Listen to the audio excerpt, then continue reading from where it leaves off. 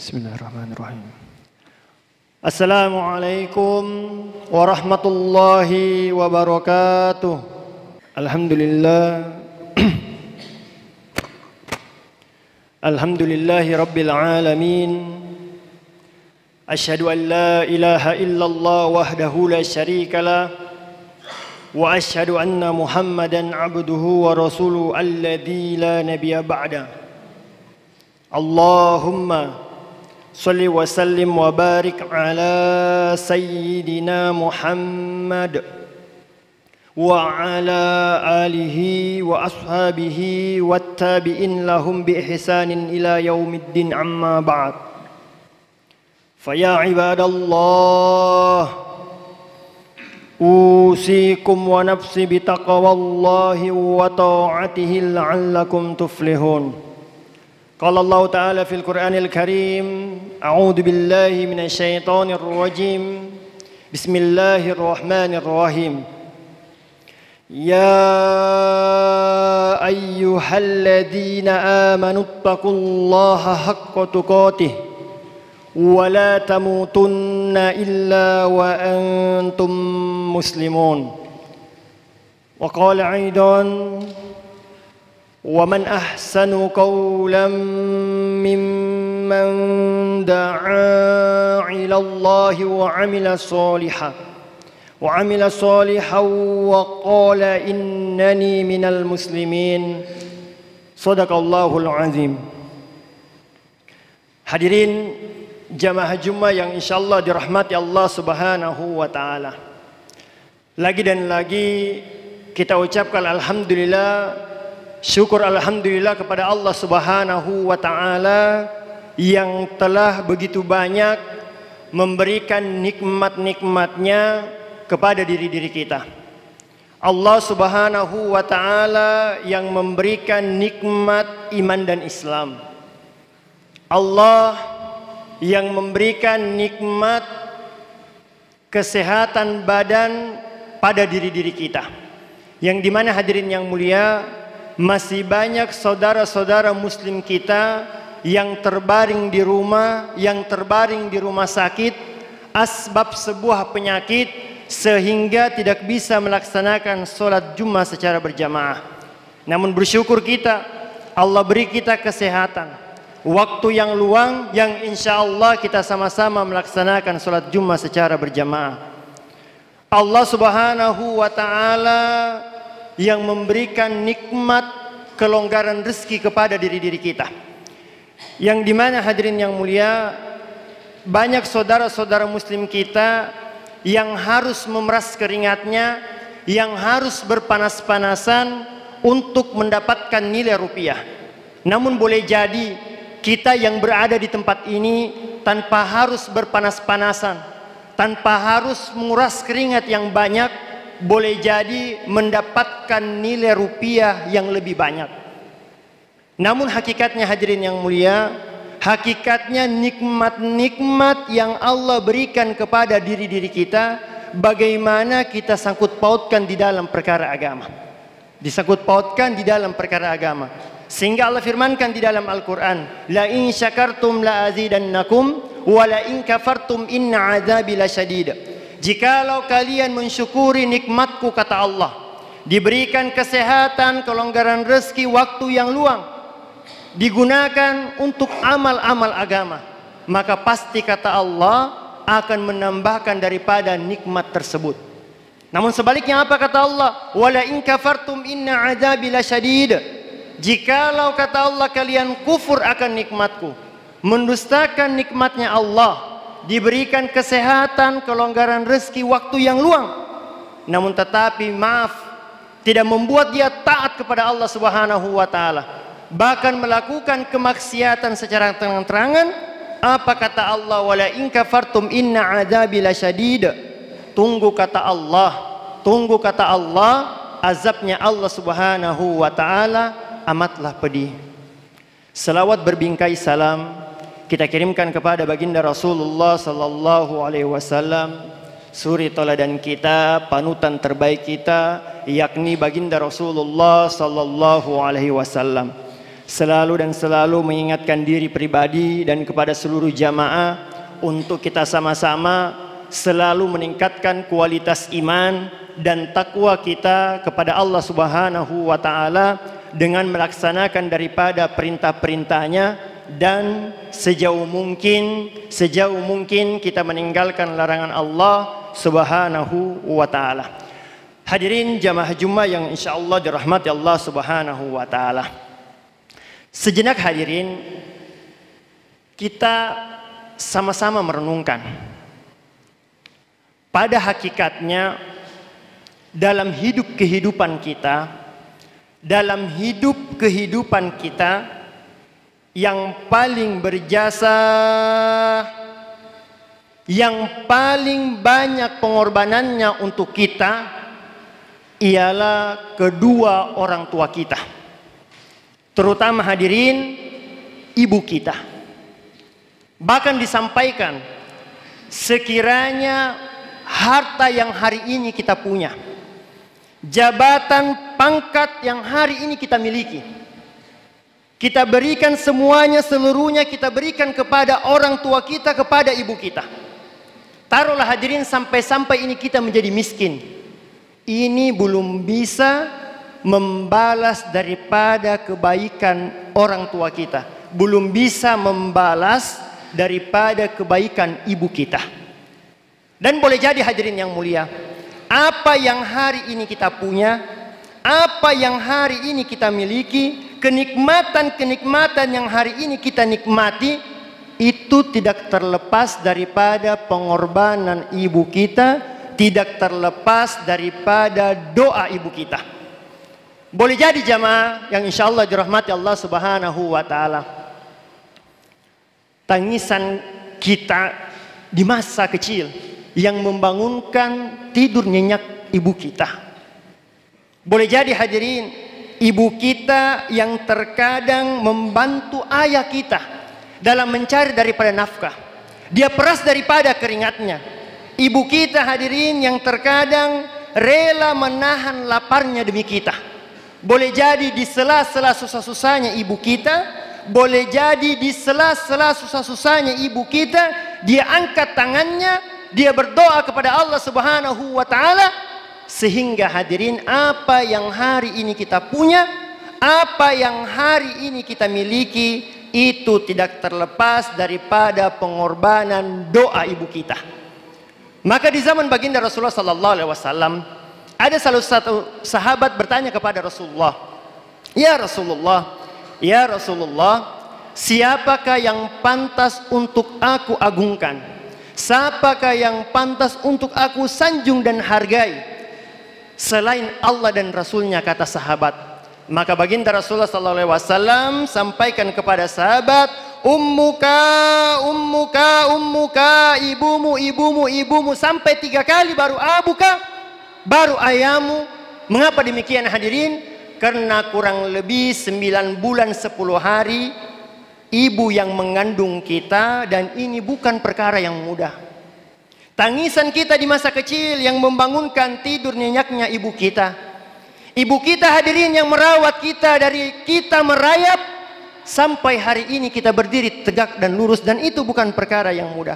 Maka baginda Rasulullah sallallahu alaihi wasallam sabdakan, ridha Rabbi fi ridal walidi wa sakhatir Rabbi fi sakhatil walidi. Ridhonya Allah Subhanahu wa ta'ala, kata Nabi, tergantung daripada ridhonya orang tua. Dan murkanya Allah Subhanahu wa ta'ala, kata Nabi, itu tergantung daripada murkanya orang tua. Maknanya apa hadirin yang mulia? Yang ingin selamat, yang ingin bahagia dunia dan akhiratnya, hendaknya ia bersikap santun, bersikap baik kepada kedua orang tuanya, terutama kepada ibu. Dan orang tua yang paling kita jaga perasaannya ialah ibu kita. Maka hadirin, ada sebuah kisah di zaman Nabi Musa alaihissalam. Nabi Musa alaihissalam pernah bertanya kepada Allah Subhanahu wa ta'ala. Apa pertanyaan Nabi Musa alaihissalam? Nabi Musa bertanya, ya Rob, ya Tuhanku, siapakah nanti yang akan menjadi sahabatku? Siapakah nanti yang akan menjadi tetanggaku kelak aku memasuki surgamu? Kata Nabi Musa alaihissalam. Maka singkatnya Allah Subhanahu wa taala firmankan kepada Nabi Musa, wahai Musa, pergilah engkau ke pasar. Diarahkan Nabi Musa alaihissalam, pergilah engkau ke pasar, jumpailah penjual daging yang ada di sana, dialah yang akan menjadi kawanmu, tetanggamu kelak engkau memasuki surgaku, kata Allah Subhanahu wa taala. Singkatnya hadirin jamaah Jumat yang insyaallah dirahmati Allah Subhanahu wa taala, Nabi Musa pun pergi ke pasar. Namun sesampainya Nabi Musa di pasar, ia mendapati penjual daging tersebut hendak membereskan daripada jualannya, dan ada sebagian daging yang ia sisihkan di dalam keranjang yang cukup besar, dan di dalam keranjang tersebut terdapat wanita tua yang tak berdaya, dan pemandangan tersebut disaksikan oleh Nabi Musa alaihissalam. Maka berkatalah Nabi Musa alaihissalam, wahai penjual daging, wahai fulan bin fulan, siapakah wanita tua yang ada di dalam keranjangmu tersebut? Maka penjual daging pun menjawab, sungguh ketahuilah, dia adalah ibuku, dia adalah orang tuaku, tidak ada yang merawatnya di rumah sehingga aku membawanya ke pasar untuk menemaniku, kata penjual daging tersebut. Lanjut kata Nabi Musa alaihissalam, wahai penjual daging, sekiranya engkau berkenan, sekiranya engkau mengizinkan, izinkanlah aku untuk bersilaturahmi ke rumahmu. Namun hadirin, penjual daging pun mengiyakan permintaan Nabi Musa alaihissalam. Lanjut daripada cerita hadirin, dia angkat daripada keranjangnya. Sesampainya di rumah, penjual daging tersebut meletakkan daripada keranjangnya. Kemudian dia gendong daripada ibunya, dia masukkan ke dalam rumah, dan dia rebahkan di tempat yang empuk. Tidak berhenti sampai di sini, penjual daging tersebut kembali ke keranjangnya, dan ia mengambil daging yang tadi ia sisihkan. Kemudian ia masukkan ke dalam dapur, dia potong-potong, dia cincang-cincang. Setelah itu hadirin dia masak. Setelah masak barulah ia dinginkan. Setelah dingin hadirin, ia suapi ibunya dengan lemah lembut. Apa perkataan ibunya hadirin? Ya Rob, ya Tuhanku, jadikanlah ya Allah anakku nanti bersama Nabi Musa alaihissalam di dalam surgamu. Dan perkataan tersebut didengar langsung oleh Nabi Musa alaihissalam. Maka berkatalah Nabi Musa alaihissalam, wahai fulan bin fulan, wahai penjual daging, engkau mendapat berita gembira dari Tuhanku untukmu. Aku adalah Nabi Musa, kata Nabi Musa, aku adalah Nabi Musa yang kelak akan menemanimu, yang akan menjadi tetanggamu, menjadi sahabatmu, kelak engkau memasuki surganya Allah Subhanahu wa taala. Hadirin jamaah Jumat yang insyaallah dirahmati Allah Subhanahu wa taala. Apa yang bisa kita petik hadirin dari kisah singkat tersebut? Mohon maaf, dia seorang yang biasa, hanya sekedar penjual daging, namun tetapi dia berakhlak mulia, bersikap baik kepada orang tuanya, kepada ibunya, sehingga ia dimudahkan memasuki surganya Allah Subhanahu wa taala, bahkan berkawan, bertetangga dengan Nabi Musa alaihissalam.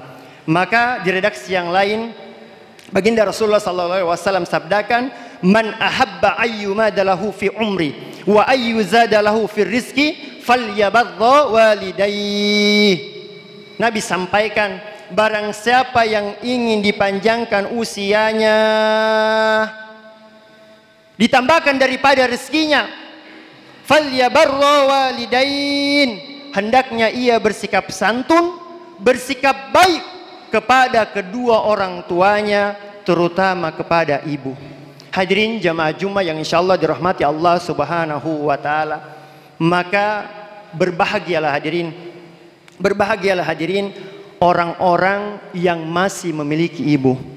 Dan beruntunglah hadirin, beruntunglah orang-orang yang mendapati kedua orang tuanya yang telah lanjut usia, lantas ia merawatnya. Namun realita yang terjadi hari ini, hadirin mohon maaf, yang terjadi hari ini terkadang kita masih sering hadirin melukai perasaan orang tua kita. Kita jatuhkan air mata di pipi ibu kita. Bahkan mohon maaf hadirin yang mulia, terkadang kita salahkan ibu kita. Kita salahkan ibu kita untuk membela istri kita. Kita salahkan ibu kita hadirin untuk membela istri kita. Kita salahkan ibu kita di hadapan anak-anak kita. Bahkan hadirin, terkadang masalah yang sepele, masalah yang tidak mesti didebatkan, masalah yang tidak mesti diributkan hadirin, terkadang kita bantai ibu kita, kita lukai perasaan ibu kita. Demi Allah hadirin yang mulia, sujudnya kita di hadapan Allah Subhanahu wa taala. Bahkan kita jaga daripada tahajud, puasa Senin Kamis kita tidak tinggalkan. Namun apabila kita bersikap buruk, berakhlak buruk kepada ibu kita, kepada orang tua kita, besar kemungkinannya hadirin Allah Subhanahu wa taala akan murka kepada kita. Hadirin yang mulia, kita seorang anak hadirin, sama-sama kita renungkan. Kita seorang anak hadirin, bukan hanya kita kirimkan orang tua kita uang setiap bulannya. Kita seorang anak hadirin, bukan saja kita kirimkan orang tua kita uang setiap bulannya. Ini nomor 2. Yang utama kita datangi ibu kita, kita jumpai ibu kita, kita tampilkan akhlak yang mulia kepada orang tua kita, kepada ibu kita. Berapa lama hadirin yang mulia kita tidak tengok orang tua kita? Berapa bulan hadirin kita tidak jenguk, kita tidak tengok orang tua kita? Berapa tahun hadirin? Berapa tahun kita tidak tengok, kita tidak tanya kabar orang tua kita? Boleh jadi hadirin yang mulia, kita terlalu sibuk dengan urusan dunia kita. Kita terlalu sibuk dengan urusan kantor kita, pekerjaan kita. Kita terlalu sibuk hadirin untuk rumah kita. Kita sibuk bawa istri kita, anak-anak kita bawa jalan-jalan. Boleh jadi kita lupa hadirin yang mulia. Kita lupa ketika kita masih kecil. Ketika kita masih kecil, orang tua kita, ibu kita pernah membawa kita untuk jalan-jalan. Karena ada momentum hadirin, ada momentum di mana kita rindukan orang tua kita. Ada momentum hadirin di mana kita rindukan masakan ibu kita. Ada momentum hadirin yang mulia di mana kita butuh sarannya, kita butuh daripada doanya, kita butuh daripada pandangannya. Namun hadirin di mana orang tua kita sudah dipanggil oleh Allah Subhanahu wa taala. Wa mal hayatid dunya illa laibu walau waladdarul akhiratu khairul lil ladzina yattaqun afala taqilun. Dan kehidupan dunia ini kata Allah hanyalah permainan dan sanda gurau. Waladdarul akhiratu khairul lil ladzina yattaqun. Dan sesungguhnya kehidupan akhirat itu jelas lebih baik. Afala taqilun, tidaklah kamu mengetahuinya kata Allah Subhanahu wa taala. Dan salah satu bekal terbaik untuk keselamatan di dunia dan lebih-lebih di akhirat dengan kita berakhlak mulia, bersikap santun kepada kedua orang tua kita, terutama ibu kita. Yang terakhir hadirin yang mulia, boleh jadi mengapa hari ini hidup kita susah. Banyak kenikmatan, tetapi hati kita tidak merasa tenang. Istri yang tidak taat, anak-anak yang membangkang, berbisnis yang selalu gagal. Boleh jadi hadirin ini dikarenakan asbab dosa-dosa kita, kemaksiatan-kemaksiatan kita. Boleh jadi hadirin dikarenakan karena kita kurang santun, kurang mengabdi kepada orang tua kita, kepada ibu kita. Hadirin yang mulia, sekiranya orang tua kita masih hidup, kunjungi dia, datangi dia, minta doanya, minta ridhonya. Karena ridhonya Allah ada di ridhonya orang tua. Kalau sekiranya hadirin orang tua kita terpisahkan karena jarak, sekurang-kurangnya kita telepon dia. Kita telepon dia, kita tanya daripada kabarnya. Kalaupun hadirin mohon maaf sudah meninggal dunia, kita ziarah ke kuburnya. Kita ziarah ke kuburnya, mohonkan ampun kepada Allah Subhanahu wa taala. Jangan sampai hadirin kita ke kuburnya hanya momentum-momentum tertentu, momentum tahun baru, momentum Idul Fitri, momentum Idul Adha. Jangan sampai seperti itu hadirin yang mulia.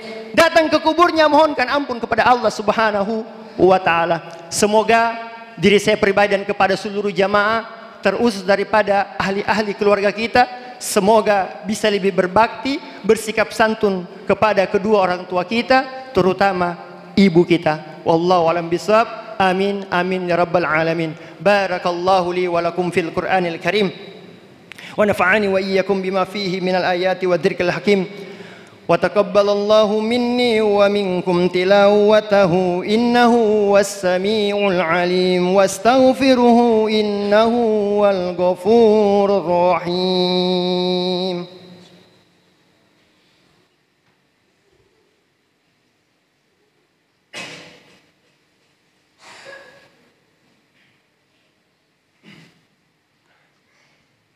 Alhamdulillah, alhamdulillahi rabbil alamin. Asyhadu an la ilaha illallah wahdahu la syarika lah wa asyhadu anna Muhammadan abduhu wa rasuluhu alladzi la nabiyya ba'da. Allahumma shalli wa sallim wa barik ala sayyidina Muhammad wa ala alihi wa ashabihi ajma'in, amma ba'd. Fa ya ibadallah, أوصيكم ونفسي بتقوى الله وطاعته لعلكم تفلحون. قال الله تعالى في القرآن الكريم: أعوذ بالله من الشيطان الرجيم. إن الله وملائكته يصلون على النبي يا أيها الذين آمنوا صلوا عليه وسلموا تسليما. اللهم صل على سيدنا محمد وعلى آل سيدنا محمد آمين. اللهم اغفر للمسلمين والمسلمات والمؤمنين والمؤمنات الأحياء منهم والأموات إنك سميع قريب مجيب دعوات. اللهم أحينا بالإيمان وأمتنا بالإيمان وحشرنا بالإيمان وأدخلنا الجنة مع الإيمان. اللهم ثبتنا مع الإيمان وأخرجنا من الدنيا مع الإيمان وخدم لنا من الجن مع الإيمان. اللهم عافنا من كل بلاء الدنيا وعذاب الآخرة وشر الدنيا وشر الآخرة. غفر الله لنا ولهم برحمتك يا أرحم الراحمين. ربنا آتنا في الدنيا حسنة وفي الآخرة حسنة وقنا عذاب النار وقنا عذاب النار وقنا عذاب النار. عباد الله، إن الله يأمر بالعدل والإحسان وإيتاء ذي القربى وينهى عن الفحشاء والمنكر والبغي يعظكم لعلكم تذكرون ولذكر الله أكبر. أقم الصلاة.